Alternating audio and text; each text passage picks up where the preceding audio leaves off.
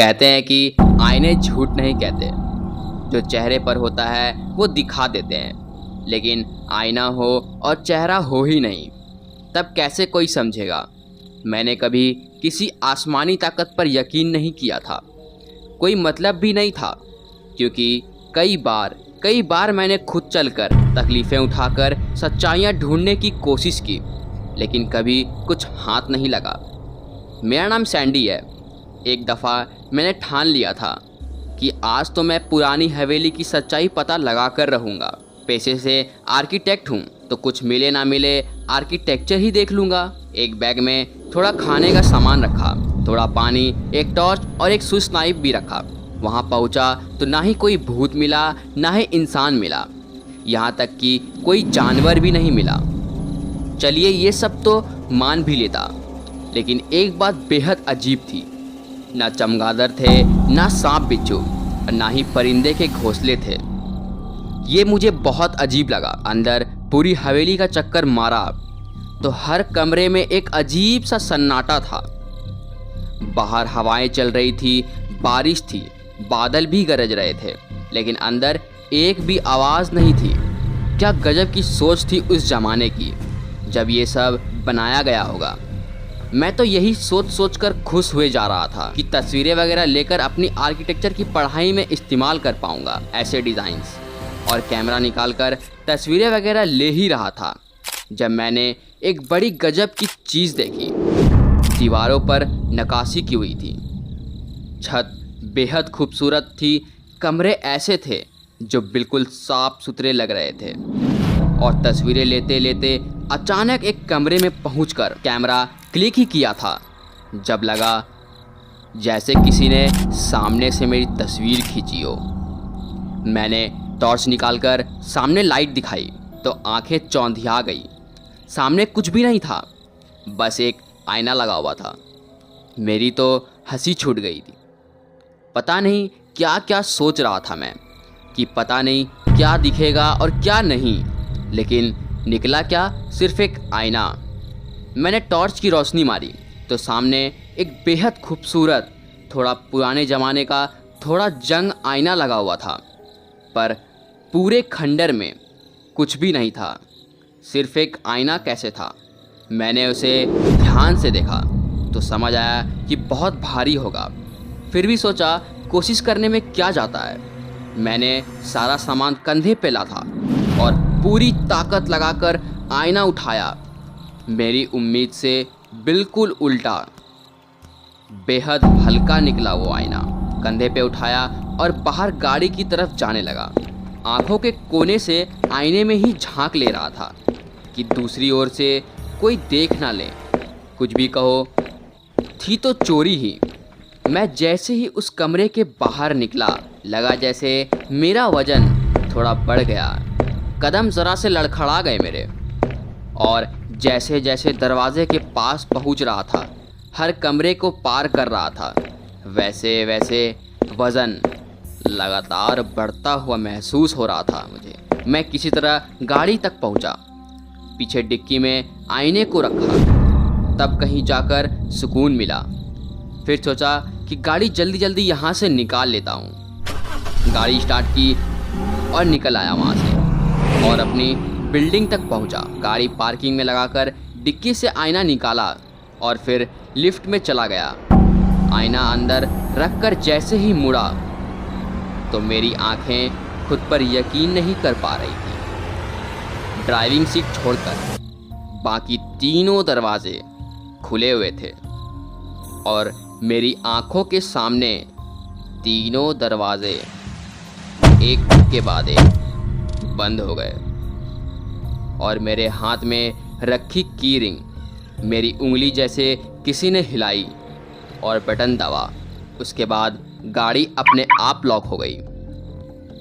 पुराने ज़माने का एक एंटीक हाथ लगा था। कुछ खास पुराना तो नहीं था, लेकिन जो भी था काफ़ी अच्छा था।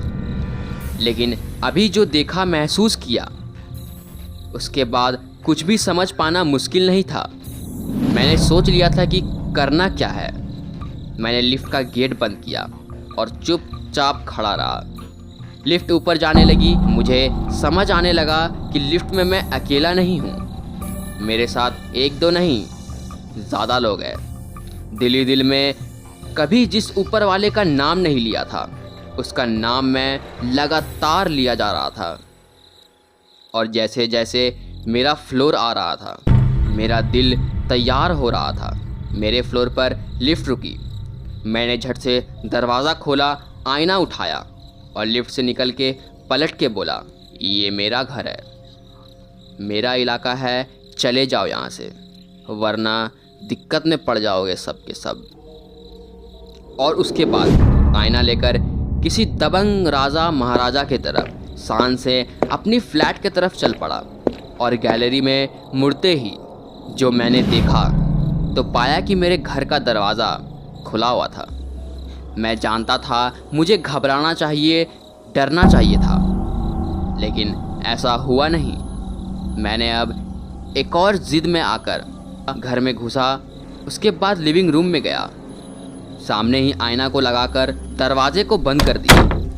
दरवाजे को बंद करने के बाद मैं सीधे अपने कमरे में गया और एक बोतल में थोड़ा होली वाटर पड़ा था, उसे हथेली में लेकर पूरे घर में छींटे मारे और उसके बाद आराम से पलंग पे लेट गया। और थकान के मारे नींद भी मुझे बेहद जल्दी आ गई। नींद में ही मुझे समझ में आ रहा था कि कुछ तो गड़बड़ थी, क्योंकि पूरे घर में लगातार चहल कदमों की आवाज़ें आ रही थी। और नींद ऐसी आ रही थी कि समझ नहीं आ रहा था कि सपना देख रहा हूँ या ये फिर सच है। रात भर दिक्कत तो बहुत हुई, लेकिन नींद नहीं टूटी। और सवेरे जब नींद टूटी और आंखें खुली तो लगा जैसे कभी चैन से सो नहीं पाऊंगा। चहल कदमों की आवाज़ें जो नींद में सुनाई दी थी वो सचमुच हुई थी, पूरे घर में, लेकिन फर्श पर नहीं। पूरे घर के छत पर 3 अलग अलग जोड़ी के पैरों के निशान थे। मैं क्या करूं, क्या ना करूं, कुछ समझ नहीं आ रहा था। घर पे फ़ोन करता तो सब परेशान हो जाते। बिल्डिंग में ही एक भैया थे, संजय भैया। भैया सबकी मदद के लिए हमेशा तैयार रहते थे। सुना था कि ऐसे मामलों में भी मदद करते हैं। मैं सीधा उन्हीं के पास पहुंचा और उन्हें आईने की बात छोड़कर सिर्फ पैरों की निशान की बात बताई।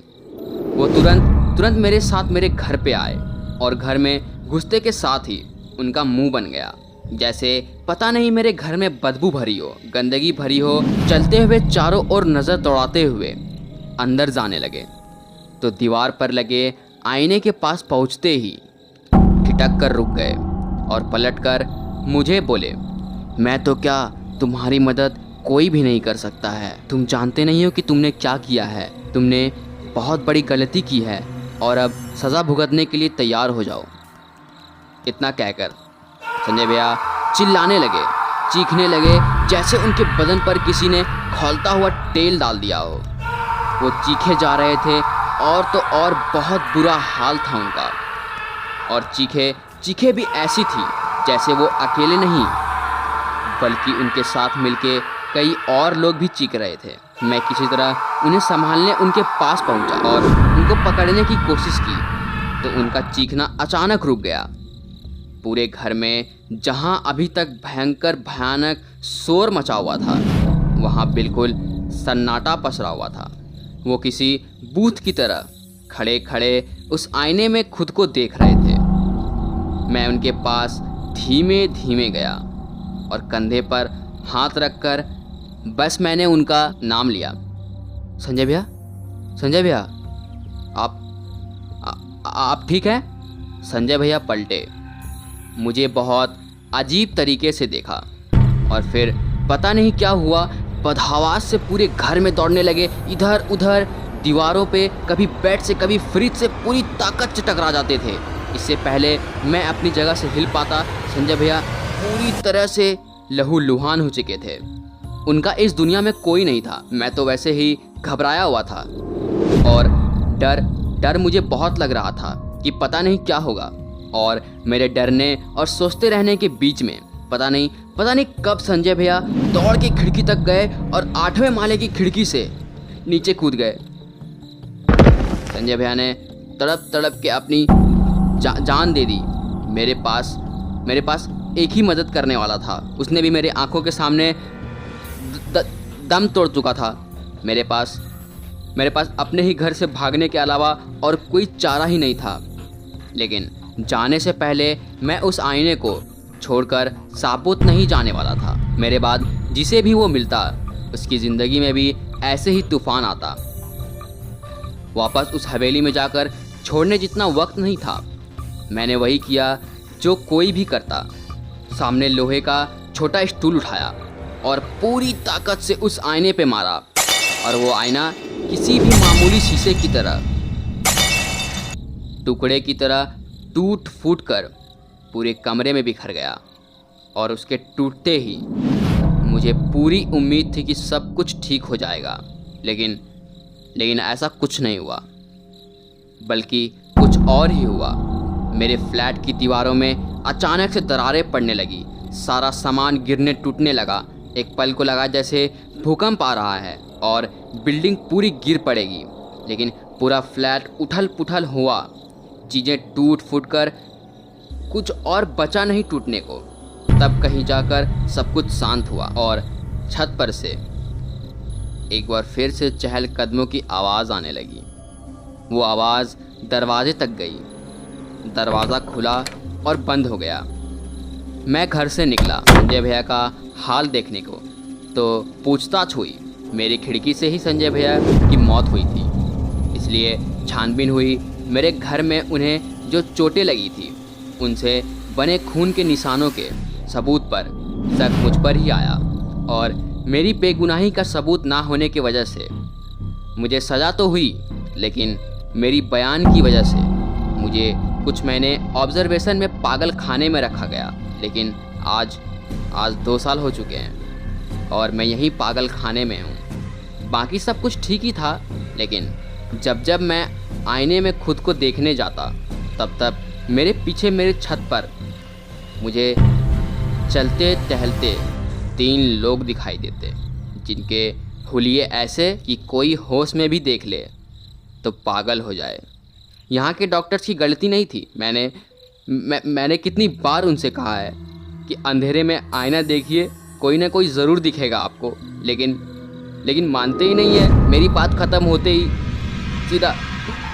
सीधा मुझे शौक देने लगते हैं और मैं बेहोश हो जाता हूँ। बेहोशी में ही चहल कदमों की आवाज़ें सुनाई देती है, और आंखें खुलते ही छत पर कदमों के निशाने दिखाई देती है। मेरी एक गलती ने कहाँ से कहाँ पहुँचा दिया मुझे। मैं हूँ रॉय, और ये था आज का खौफ।